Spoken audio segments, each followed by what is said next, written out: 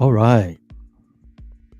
And good morning, and welcome to today's session of Truly Foundation.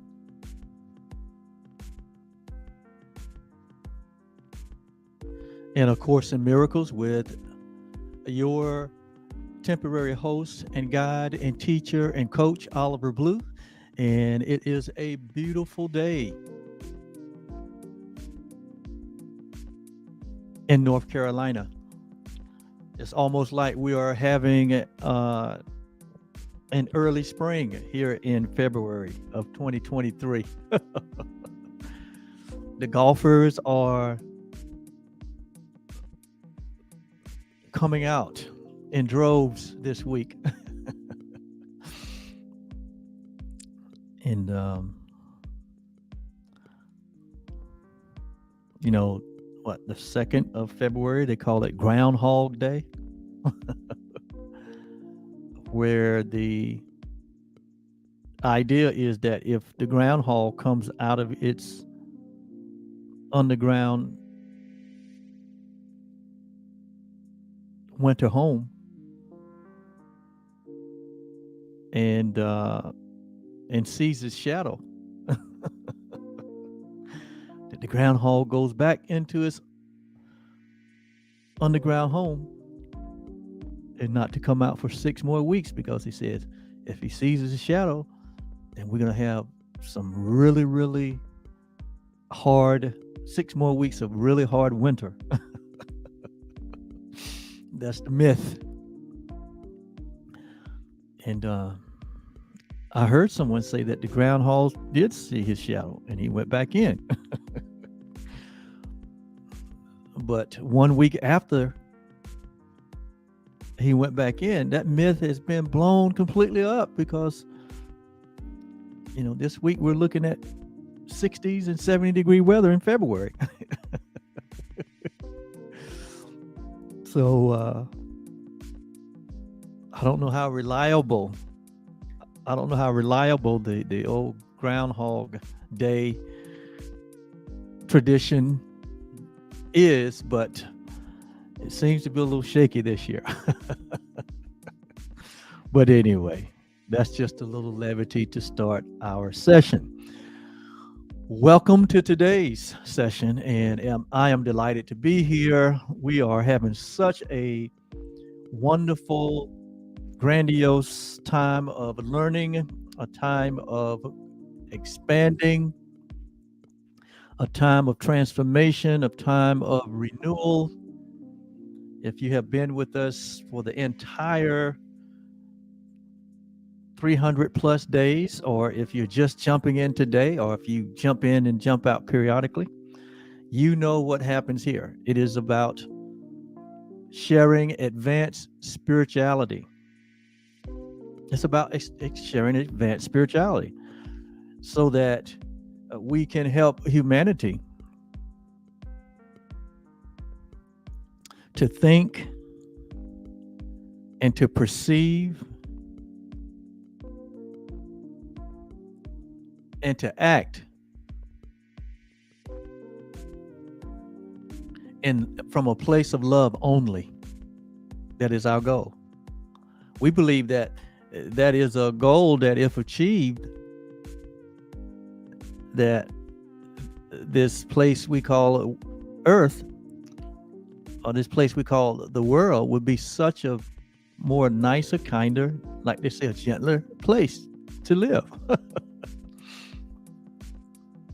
If everyone had their thinking renewed to love only, had their perception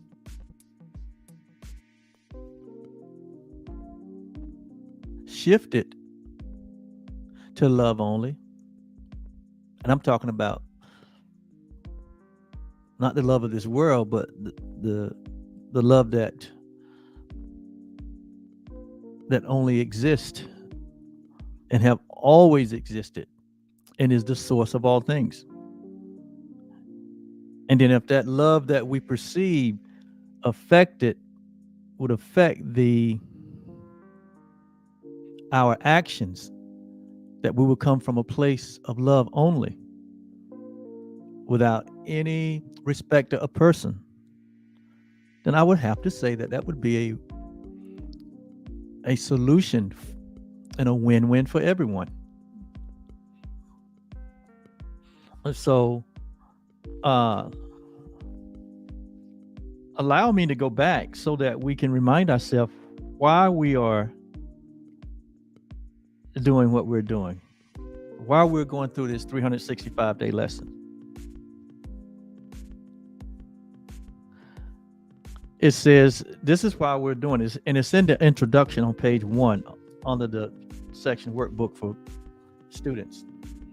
It says, a theoretical foundation, such as the text provides, is necessary for a framework to make the exercises in this workbook meaningful.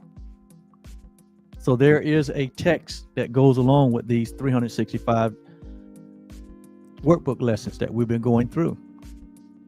Once we get to the end of this project of going through the 365-day lessons, I will start a series of teachings out of the text part of A Course in Miracles. Now that's going to be very interesting. You think that these workbook lessons are interesting. The foundation for these workbook lessons are even more interesting, meaning the text. They say, but the text provides a framework by which these exercises in the workbook are meaningful. Yet it is doing the exercises that will make the goal of the course possible. So the goal of the course is peace, right? The goal of the course is peace. And what makes that goal possible for you or I or anyone to accomplish is doing the exercises. In other words, doing the exercises is taking each idea. So there's an idea that we introduce each day. And we take that idea and we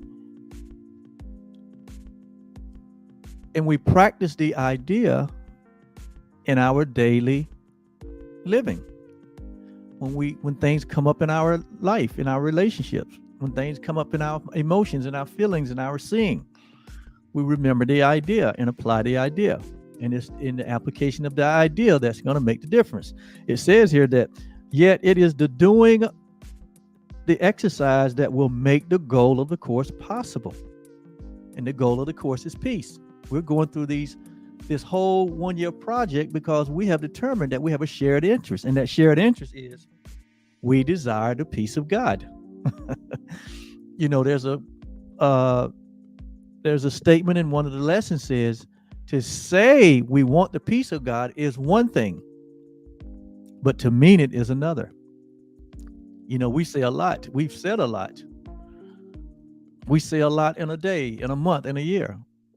But to mean what we say is another thing.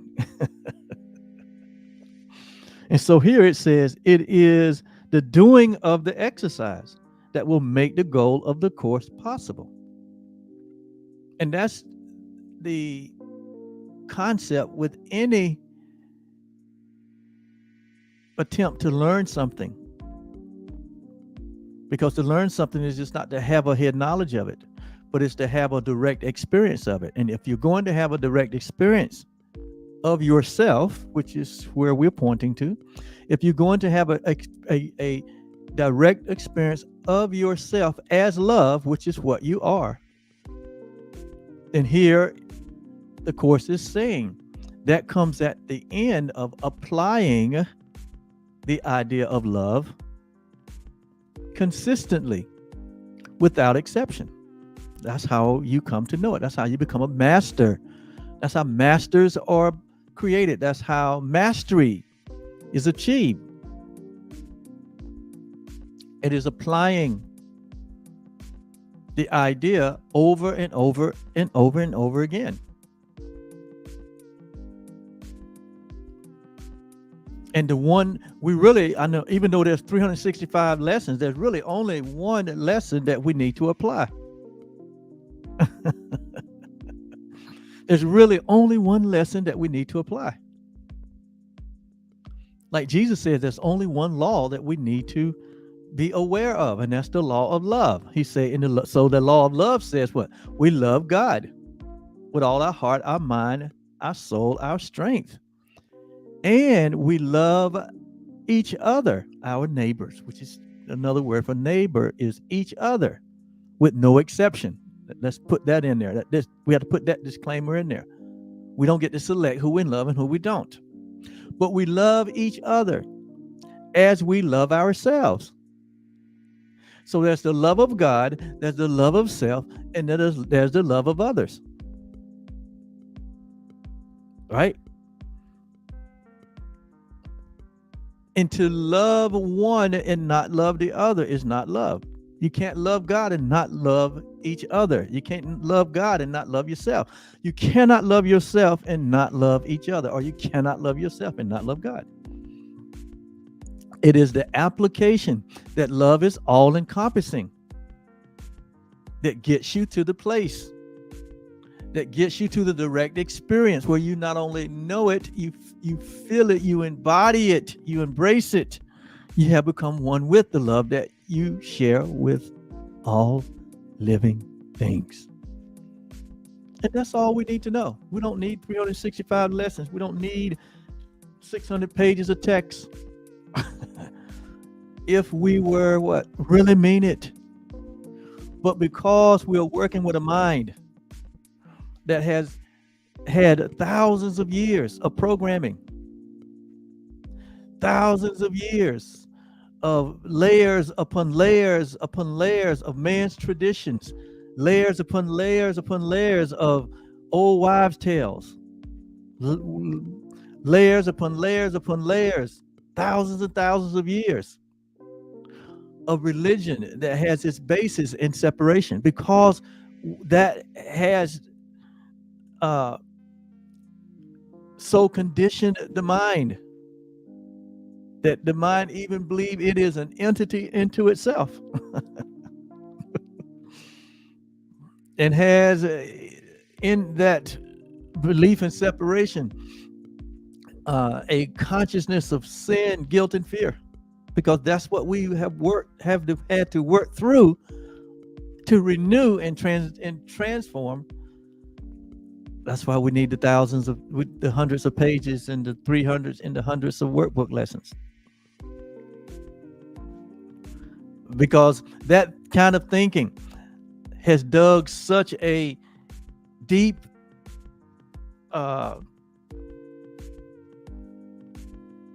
trail in our minds.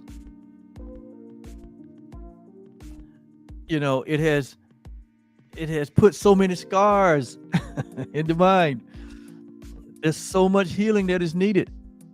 That's why there's this day by day constant renewing and transformation that we're going through.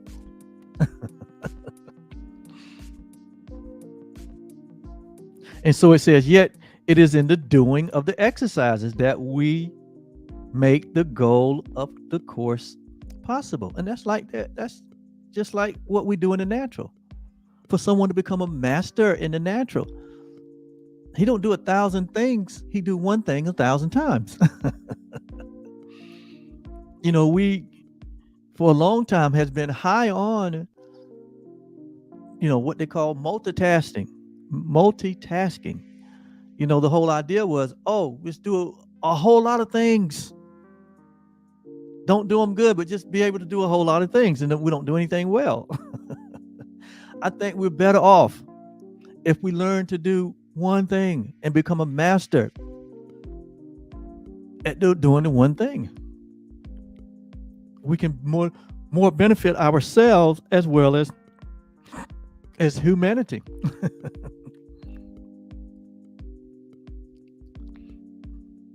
But the ego mind, it wants to what? It wants to be a know-it-all.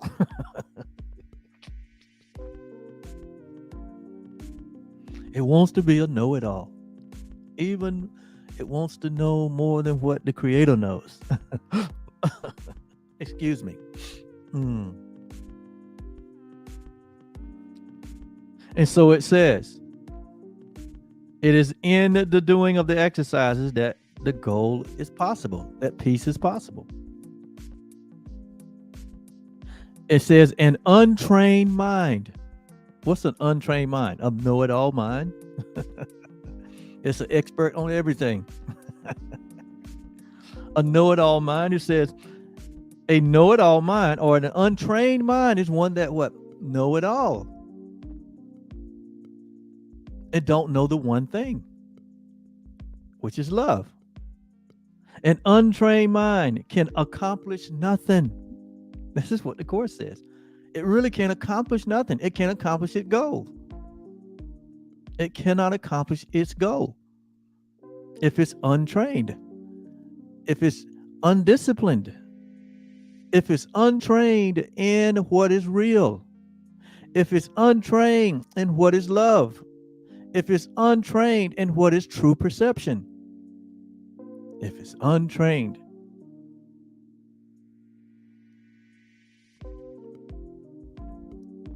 It's what is in what is one. It says it can't accomplish anything. It can do a lot of things, but it can't accomplish anything. It says it is the purpose of this workbook. Okay, here it is. The purpose of this work. It is the purpose of this workbook to train our mind. Notice it say minds, like many minds, but to train the one ego mind, the one mind that believes it's separate, the one mind that believe it knows it all. It says the purpose of this workbook is to train the one mind that we all share. We should all share the same ego mind, just like we all share the one mind of God. It's just that one is false and one is true. It's just that one is real and the other is unreal. It says, it is the purpose of this book to train your mind to think.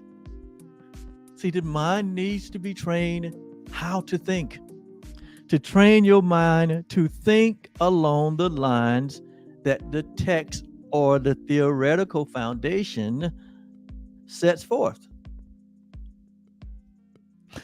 So it is the training of the mind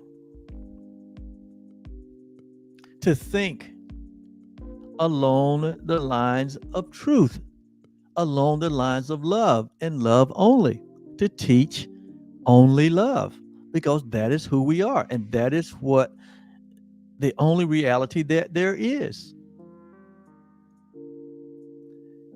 That is what is eternal. That is what is infinite. That is what is impersonal and self-aware. Love is. So everything that appears to be in opposition to love, or everything that appears to be unloving,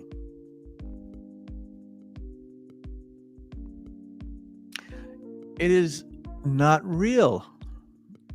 It's just a temporary appearance. It's just a calling out for love. You all know how that works in the world. People that are challenged, people that are afraid, people that don't know themselves, people that have been conditioned and have been trained that anger is justified, that sin consciousness is real, that guilt is real, that the past is real and the future is real, that anxiety is real. You know, we live in a world that we have trained humanity that these things are real. And you need this and that to fix it.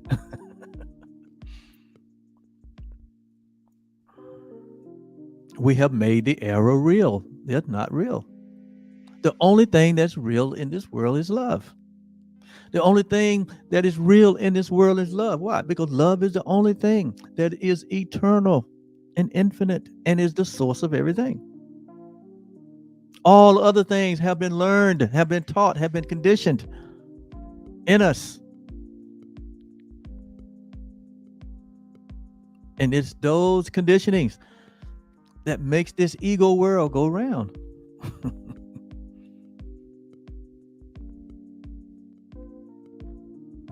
And so an untrained mind can accomplish nothing.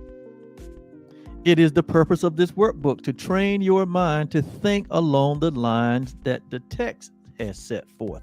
And the line that the text sets forth is that what? That which is real, which is you and me, and the creator of you and me, and all living things.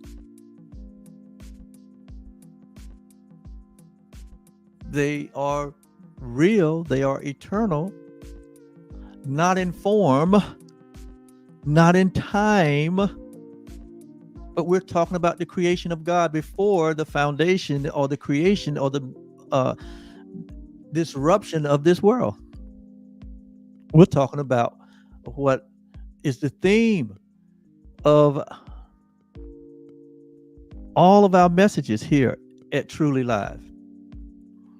And that theme is, if I can get my ticker going here, you know what it is.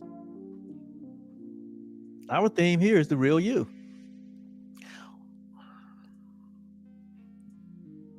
Our goal is to point you to the real self that you are, the real self that we all share, to get you to turn within, not within your brain, not within your body, but within the essence of who you are, within the love that you are.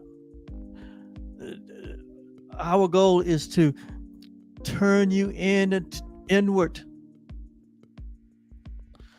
to hear the voice that speaks for love, that speaks for truth, that speaks for God.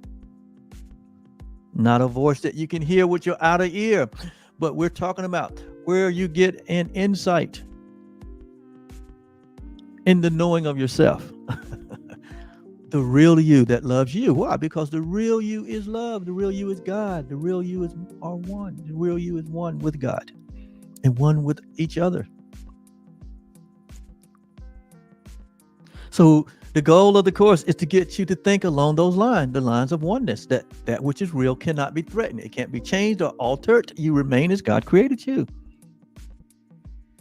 And to think along the line that which is not real does not exist. It's just a temporary experience that only exists because there was a desire to know if there was anything outside of love. And thus the world was created. And so the line of thinking that the course is trying to get us to think along these lines is that which is real cannot be threatened. That which is unreal does not exist. And therein, the result is the peace of God, meaning that it's the peace of God that we all desire. It's what we're really looking for, seeking after. And peace comes in. Peace is a broad experience. It's not just the absence of war or the absence of fighting and argument, but peace is a state of mind whereby the mind is in complete harmony, in complete alignment and integrity with its true nature. And that nature is oneness. It says the exercises are very simple. Like today's exercise, 290, is very simple. Today's exercise is my present happiness is all I see. That's very simple. My present happiness is all that I see. And so it says the exercises are simple, and they have been simple. Each day we introduce a simple idea. It says they do not require a great deal of time, and it does not matter where you practice the idea. It says they need no preparation. It says the training period is for 1 year, and we're on lesson 290. We're almost there. It says the exercises are numbered from 1 to 365. It says do not undertake to do more than one set of exercises a day. And we have not. We've only presented one exercise a day, one lesson a day. It says the workbook is divided into two main sections. It says the first section is dealing with the undoing of the way that we see now, or the way that we saw when we first got started. The way we saw ourselves, the way we saw the world, the way we saw God, the way we saw each other. So it said the first part of the book, the first section of the workbook dealt with undoing the way we saw when we first started. Because all of us would agree that if we don't see from the eyes of oneness, if we don't see from the eyes of love, we are seeing incorrectly. We're seeing all kind of mess.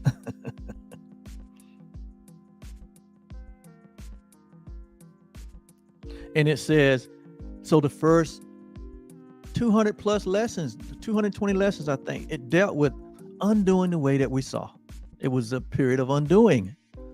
So this is showing us that to get to a real solution, to solve a real problem, it only takes 2 steps. It really don't take 10 steps or 15 steps. It don't take a lifetime. It don't take a long time to change your life.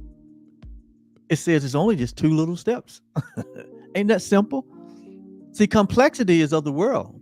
We made a complex world, but life is simple. Love is simple. And so it says the first part is the undoing of the way you see now. So if you're listening to this for the first time and you're saying, wow, man, I'm interested. If you're saying, wow, you've gotten me to open up and to see things a little differently. That means that what? That the way you were seeing prior to maybe embracing some of these ideas, it says it had you stuck and limited. But here it is the undoing of the way that we see now. That is the first order of business in any solution. If we take the same eyes, if we take the same thinking and try to solve a problem with the same eyes and the same thinking that we had when we created the problem, we're not going to find a solution. So there needs to be what? A different thinking and a different perception. We need to be able to take the 10,000 foot view of the situation. We need to stand apart from it. We need to undo our past experience. In fact, we need to let go of the past experience. That is the undoing, is to let go. If we want a real solution, we have to release an old solution. That's what forgiveness is. We forgive or give up one perspective for another, one perception for another. That's what forgiveness is. Because it was the perception that we had initially that created the problem. That's what creates problems in relationships. That's what creates problems in commerce and in government, in every arena of life. Problems are created because of the way that we're seeing, the way we're thinking, and the way that we're perceiving.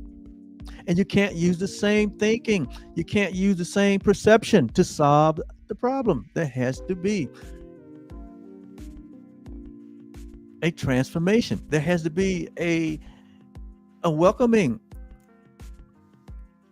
of another way of seeing, of another way of thinking.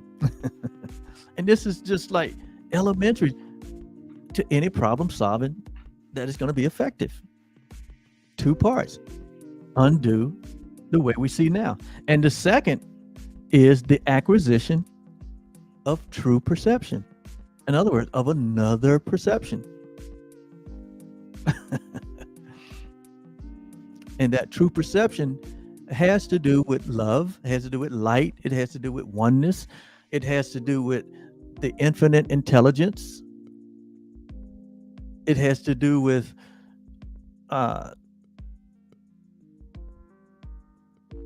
light, luminosity.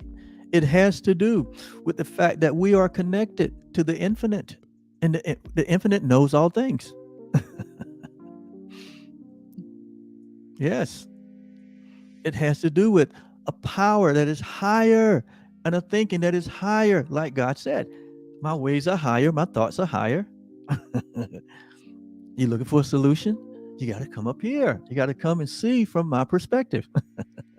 So that's the two part of a simple approach to problem solving. You undo the way you see now so that you can acquire what?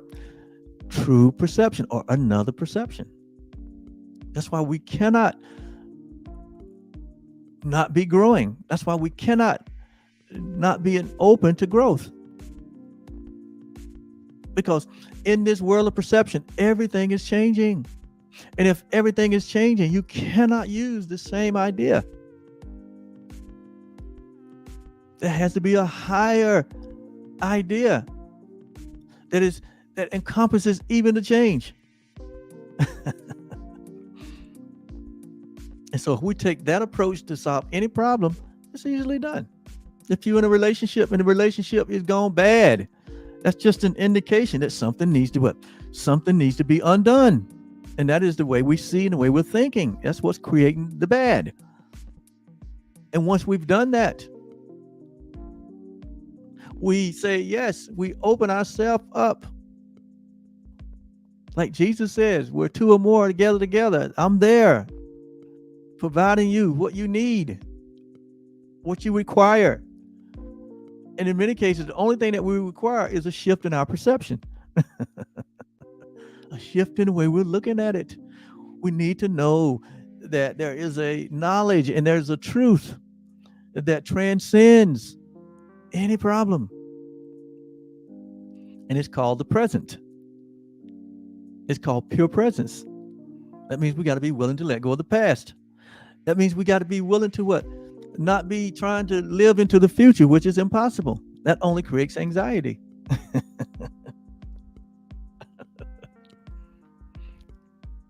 It says, with the exception of the review periods, each day's exercises are planned around one central idea, which is stated first. The idea has always been stated first. Like today's idea. My present happiness is all I see. And which is stated first. This is followed by a description of the specific procedures by which the idea for the day is to be applied. And that's why when we first got started and the lessons were longer, the ideas, there was a whole lot of writing. There was a whole lot. Why? Because we was undoing some stuff. We were tearing down some stuff, some old wives' tale. We were tearing down some religious beliefs, some limiting belief, things that do not serve us, things that have been handed down, conditioned, and built into and programmed into us over thousands of years. So there had to be a lot of what? Unearthing, a lot of releasing, a lot of letting go, a lot of undoing.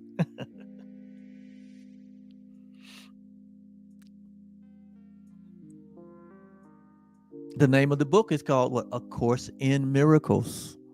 So in the Course in Miracles, the miracle is what?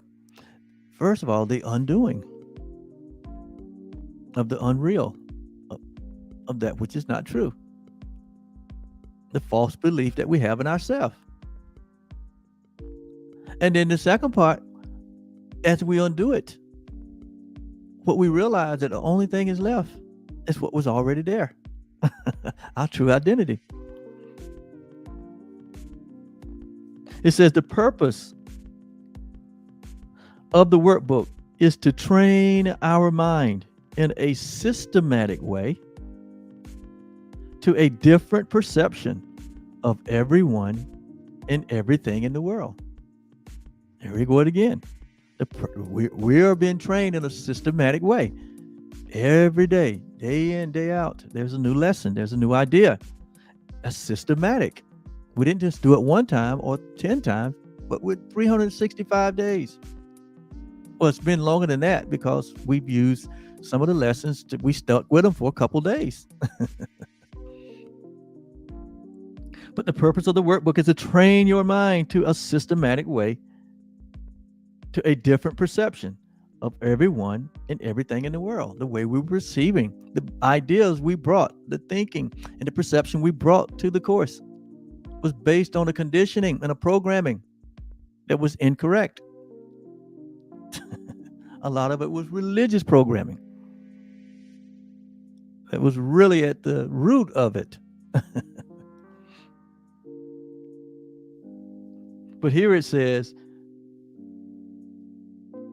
a systematic way, meaning what? There is a way of doing things. There is a God way of doing things. And God says what? Undo, let go, release. you ever had a dog that may have decided that it wanted to put something in his mouth that he shouldn't have, and he don't want to let it go, and you what do you say to the dog? Release.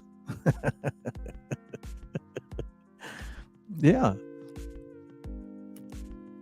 God says what? Release. Love says what? Release. Release your neighbor. Release your brother. Release your mate. Release your boss. Release your president. Release your Congress. Release your history. A lot of us are holding on to history. It doesn't even exist anymore, in the sense that you can't do anything about it. Only thing you can do something about is today. And what you can do about today, you can do about it happily. You can't do anything about yesterday happily. You ever notice that when you hang on to your history and your traditions and your past, it makes you angry? Why? Because you're holding on to an illusion. And so he says, the purpose of the workbook, is to train your mind in a systematic way to a different perception. In other words, a different way of seeing. Our interpretation was based on fear, guilt, and sin consciousness. And it not only gave us a poor self-image of ourselves, it gave us a bad image of our neighbor. And it gave us this sense of separation and fear, real terror of the person that's responsible for all this. We call him God. It's hard for us to see God is love, and God is a loving Father with everything that we accredited God with doing in the past. And it was not God that was doing it. It was us doing it to ourselves. So he says, let it all go. Even the grievances that you've held against me.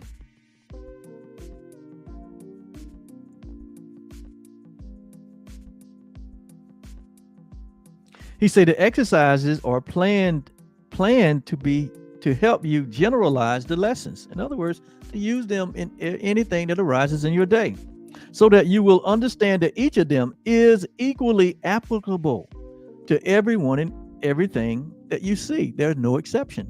We're to take the exercise and apply them to everyone equally and everything equally. They work. They're principles. They're laws. They work in every case. They're not a respecter of person. It says transfer of training in true perception does not proceed as does transfer of the training of the world. He said there's a different way that the world go about things than the way that true perception goes about things. It says, if true perception has been achieved in connection with any person, in other words, if anyone has recognized or been made aware, anyone that has been enlightened or awakened, he says if anyone have achieved a connection with any person, situation, or event It says total transfer to everyone and everything is certain. That means that it'll be applied to everyone and everything equally. When you wake up, you realize application is only can be done equally because there's only one of us. Or the other hand, on the other hand, one exception held apart from true perception makes its accomplishment anywhere impossible. The first thing we've learned in this when we started these lessons is that you cannot make an exception. You cannot use your prejudices to make an exception on applying the idea for the day. You cannot use it. You cannot use the labels. You cannot use this world thinking and apply these ideas indiscriminately or discriminately, where you're discriminating against some and others. It said if you do that, you cannot accomplish the peace that you're looking for. Love must be total. Love must be complete. You have to lay down every idea of separation, every prejudice, regardless of what the history has been. You have to lay it down. Otherwise, you will not experience the peace of God that you so desire. You can test this. You can test what I'm saying, and you'll see that it's true. And we already know that it's true. The love of this world is indiscriminate, or it's discriminate. We discriminate. Y'all know how we do. The love of this world discriminates. We put our preferences,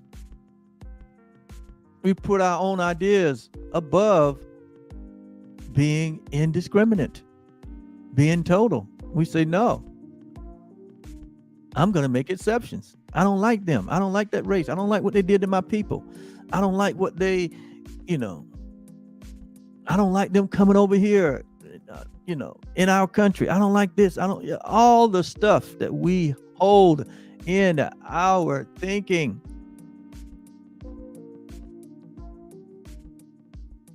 That has its basis in fear. We have to let it all go. No exception. No exception. If we want to achieve the peace of God. If you want to come to know your true self. If you want to really come to know love. If you want to see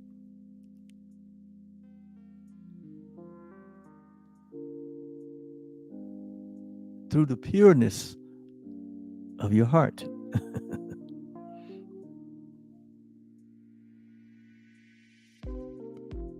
So it says, the only general rules to be observed throughout then are, first, that the exercises be practiced with great specificity. In other words, we take the idea and we apply the idea to a specific person, place, or event or thing, as well as will be indicated. This will help you to generalize the ideas involved in every situation in which you find yourself and to everyone and everything in it. So the idea applies to everyone, everything, every situation, every event. There's no order of difficulty. There's no respect of person, a place, or a thing. It says, secondly, be sure that you do not decide for yourself that there are some people, some situations, or some things to which the idea is unapplicable. If we do that, we might as well have not even taken the idea. God's thoughts, God's ways are applicable to everyone and everything in every event. God is not a respecter of person. Love is not a respecter of person. These principles are not respecter of persons. They are all encompassing. We cannot make exceptions. We cannot take it upon ourselves and say that it is not applicable to a situation or to a person. We have gone, listen, if we've done that, then we have not let go. We're still hanging on to our prejudices. We have not completed part one. We have not undone the way that we see now. We're still holding on to an old idea, and it's hurting us. It's restricting us. Be sure that you do not decide for yourself that there are some people, situations, and things which the idea is not applicable. It says this will interfere with the transfer of training. This will interfere with our mind training. You cannot hold exceptions. You cannot be prejudiced. You cannot let your political, your religious parties, your political parties, your religious parties, you cannot let your racial parties, your your gender, your nationality, your fraternal order. You can't let any of these things cause you to take exception. If you do, you are just holding the peace that you desire at what? Arm's length. You're holding the direct experience of yourself at arm's length. You're holding God where? At arm's length. The Father is saying, no, there is but one of us. And there's equality in the one. So what's good for you is good for all humanity. There's no specialness in love. There's no order of difficulty in love.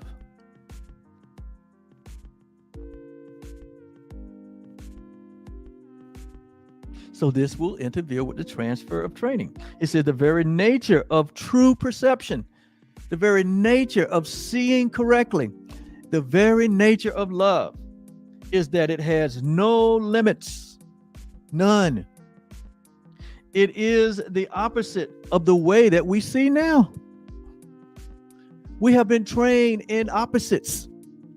We have been trained in an upside down orientation for the most part.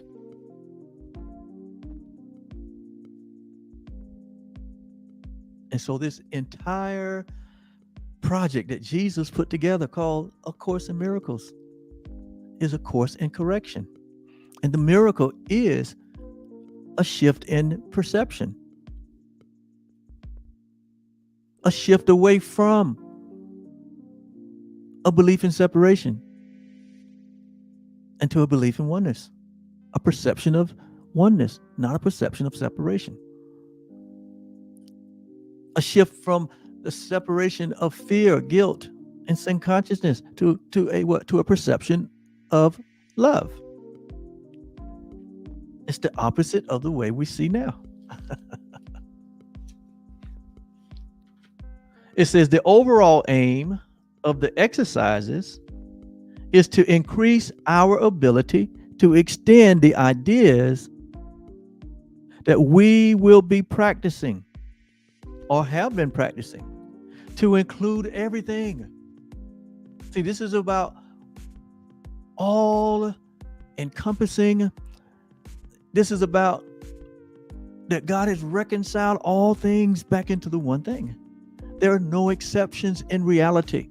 If you are thinking in your mind for any reason that are exceptions and they are justified, you're holding on. You're holding on to an idea that is creating pain and suffering to your very own self.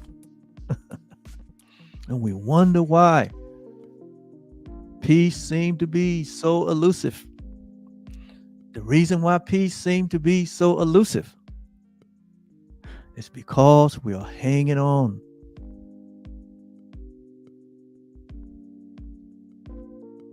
to an idea that is not a God idea. There are no exceptions in God. There are no specialness as God. There are no special groups, no special religions, no special spiritual paths. There are no special anything in God. Nothing is special. There are no special children. There's no one group. There's no division. There's no one going to be here to the left and one to the right, as we have written it. That's specialness. That's the way humanity thinks when he's in fear. There's an enemy. That's the way humanity thinks in terms of enemies. There's a heaven, there's an earth. That's the way humanity thinks in duality. There's a hell and there's a heaven. That's the way man thinks in duality. That's a wrong idea. There's sin. You got the sinner and the sinless. That's a duality. It's not a God idea. Black and white, red and yellow, pink and green. Straight and round. All of these opposites that we have created in this world of duality. And we have made them our idols. Why? Because we placed them ahead of reality. We have tried to make them a substitute to the truth. And you wonder why so much pain and suffering. When the mind of humanity undoes or let go or releases what it has made in terms of a thought system, a system of perception, which leads to actions that had led to the results that we've seen, until we're willing to let it go.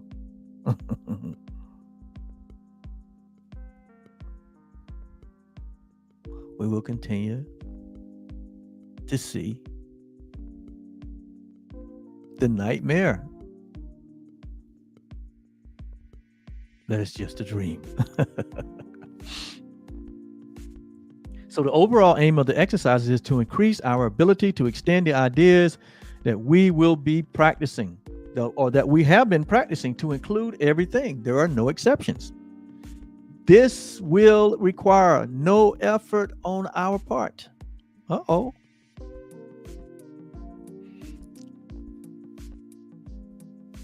Increasing our ability to extend the ideas, it says, requires no effort on our part. These exercises themselves meet the conditions necessary for this kind of transfer. Just doing the exercises.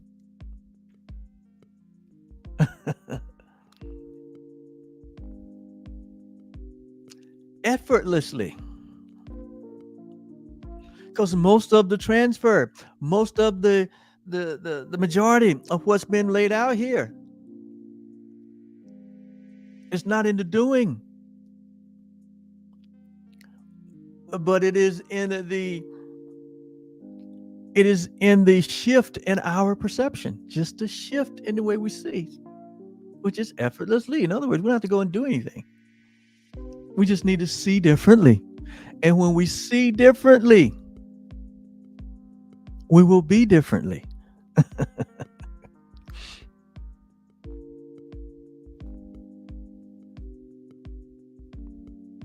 Some of the ideas that have been presented in this workbook presents you.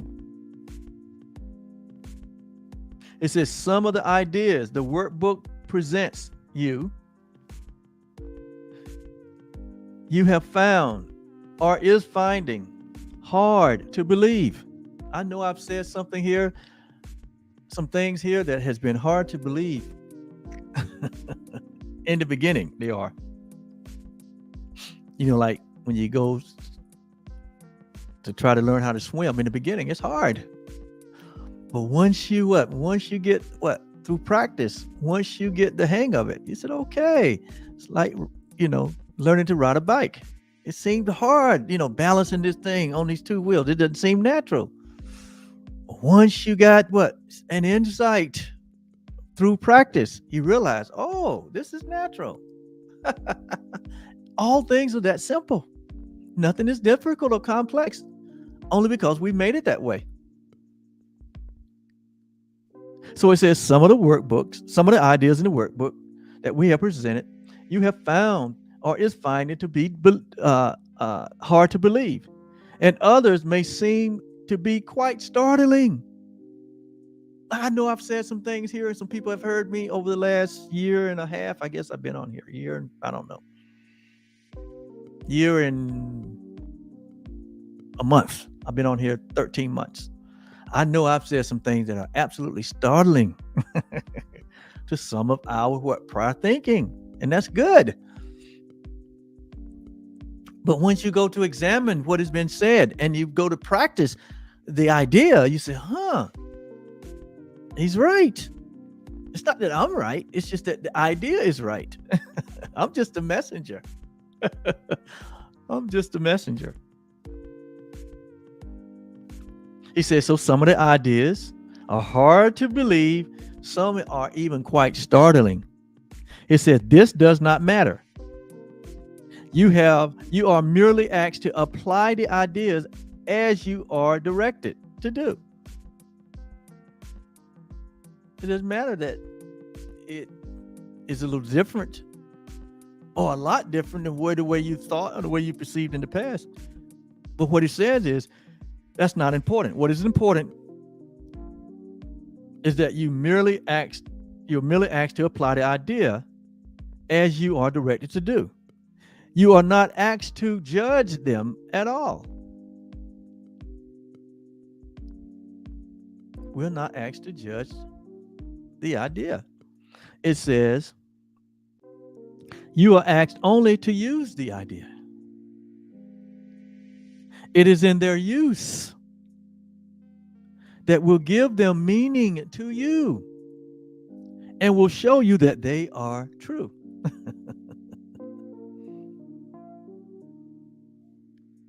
Isn't it like a loving father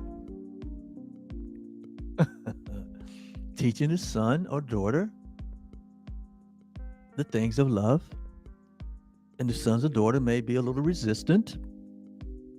It may appear to be hard or unbelievable or just downright, Daddy, this doesn't make sense. But Dad said, look, I've already been down this road. I'm the one that made this. I know how it works. Trust me. Trust me. I wouldn't do anything to harm you. I would only bless you. And that's kind of how we learn in life. I mean, true learning. When we, finally learn those things that are really important, it comes down to what? We'll be willing to what? Trust the process. Trust in God. Trust in love. Like David said, trust in the Lord with all your heart. Notice now, all your heart. And lean not to your own understanding. Lean not to the past. Lean not to the way you've been doing it. You're going to get the same results. He said, lean not to your own interpretation, your own perception. He said, lean not. They said the same results you got before, you get them again. He said, but in all your ways. Notice now, God always uses superlatives. Lean not to your own understanding. He said, but in all, see, all inclusive. See, God is an all God. He's an all-time God. He's a ever and always God. He said, but in all your ways, acknowledge what I'm sharing here with you. Acknowledge the concept, acknowledge the idea, practice the idea. That's what he means. He said, in all your ways, acknowledge me, and I will direct your path. He said, I will direct the path. I will make sure that it does what I said it would do. I'm 100% responsible for the results when you do it my way. I will direct your path. Be not wise in your own eyes. He said, don't be a know-it-all, like we said. Be not wise in your own eyes. Be not wise in the wisdom of this world.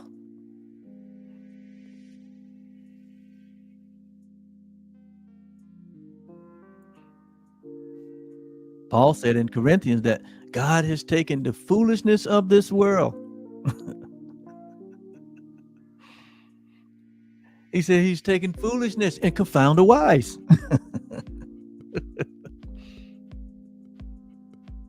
Do fear the Lord. Do reverence the truth is what he's saying. Not fear, that human fear. He say, do reverence God.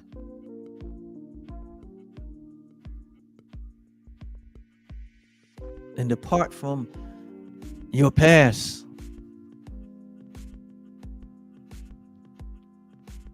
Let me get off. I've gotten off track there. But hear what we're saying.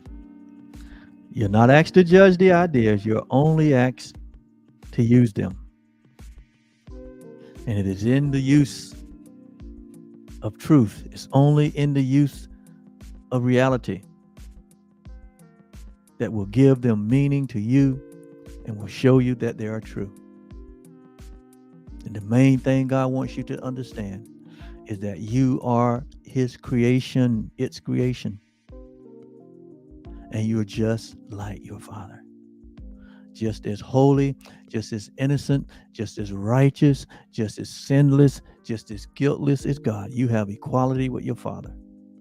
He wants you to trust that. And as you practice that in your thinking and in your believing and in your perception, you'll begin to experience it. You'll begin to see and to know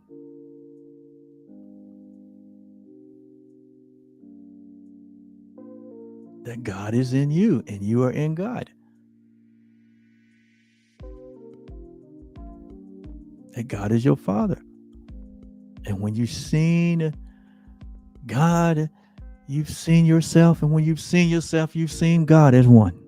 Not as something about it.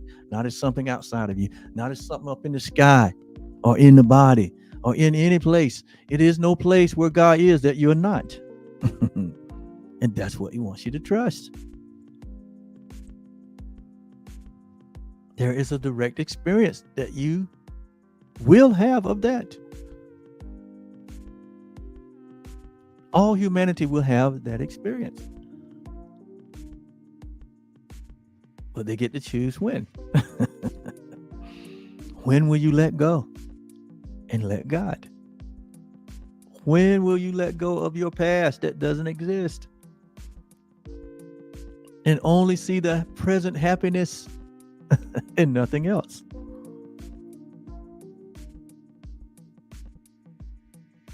Remember only this. Okay, now, when the Course say, remember this, or when Jesus said, remember this is very important. He says, remember only. See, again, a superlative. Remember only this.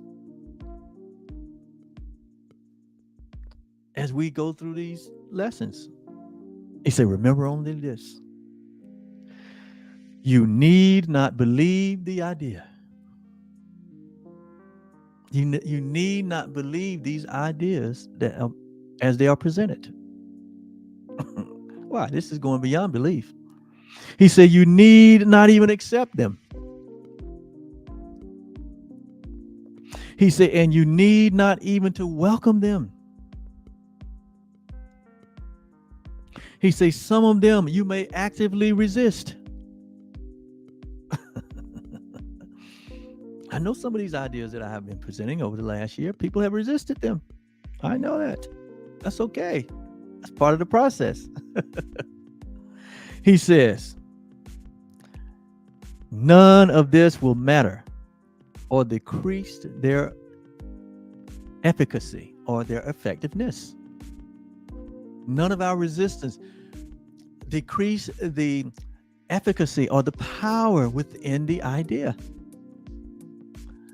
None of our resistance can change anything. None of our unbelief can change anything. None of our denial can change the truth. It's what he's saying. He said, but do not allow yourself to make exceptions in applying the ideas that the workbook contains. He says, much as you may want to resist, he said, still apply them. Because you need to. He said, this is your way out of suffering. This is your way out of being stuck. He says, apply the ideas irrespective to your belief, your resistance, irrespective to your non-acceptance. He said, apply them anyway. It's like when the doctor give you some medicine. The doctor say, what? Take the medicine. He said, well, doc, what about if he said, well, you still take the medicine. What do I got to go? Still take the medicine. If you want to get what? If you want the medicine to work, you got to take it. What he said, if you want peace, if you really want peace, if you really mean it,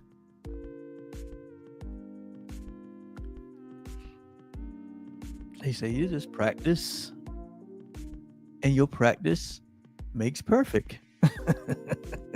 Your practice makes perfect. It makes mastery.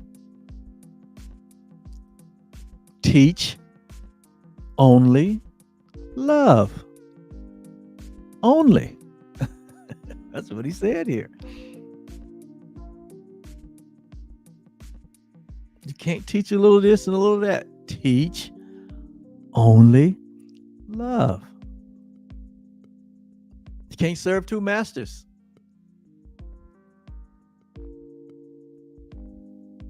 Love God.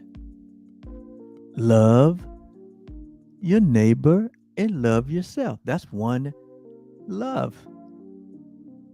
That's oneself. See how simple this is?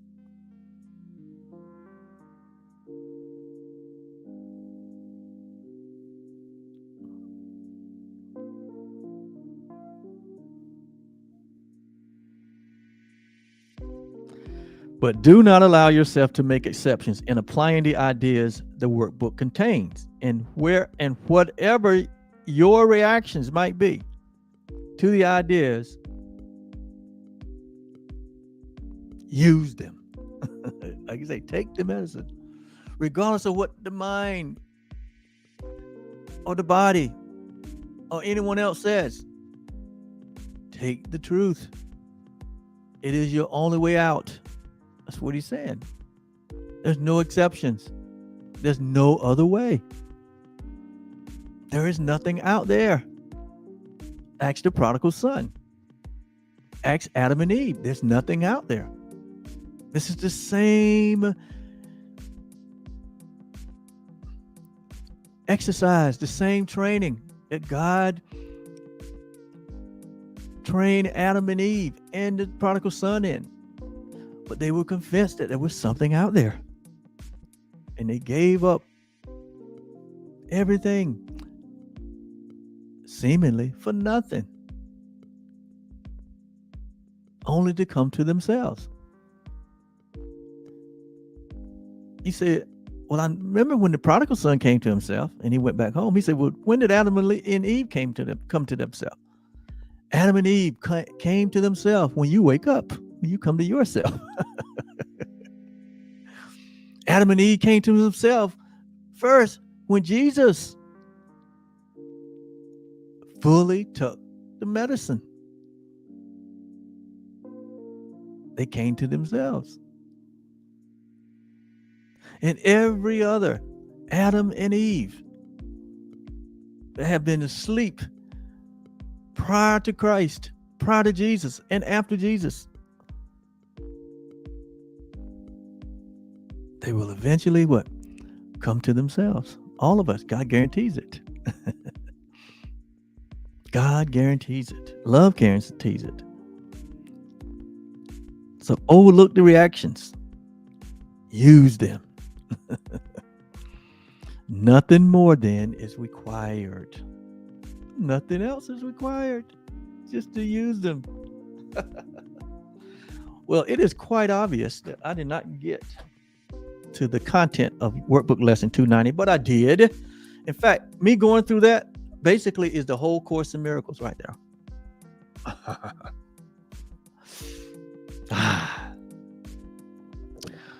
But I felt like I needed to revisit that to remind us of what we're doing here so that we don't think that we're just, going through the motion. No, we are in a training. We are in a transformation.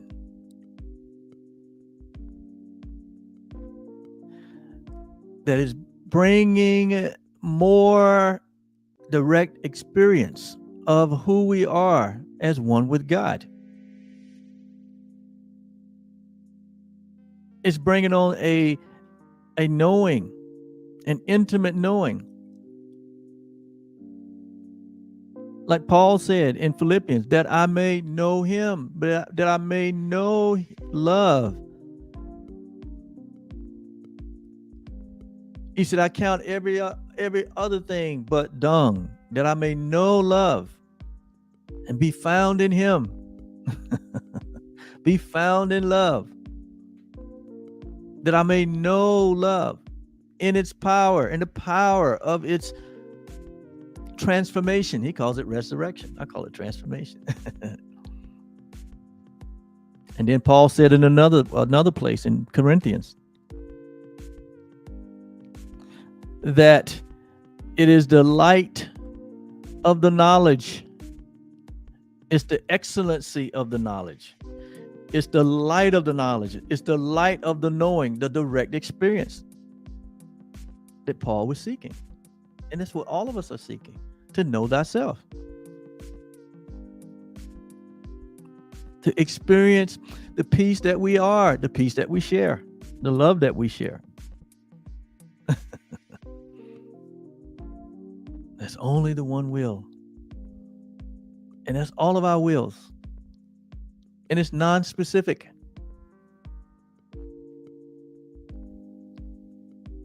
And it's so simple.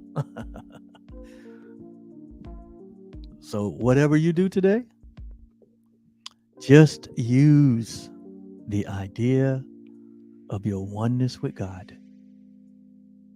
That's it.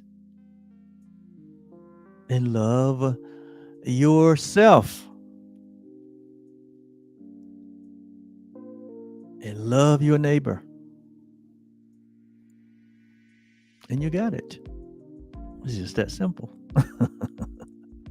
Thank you so much. We'll be back on tomorrow to conclude Workbook Lesson 290. Selah.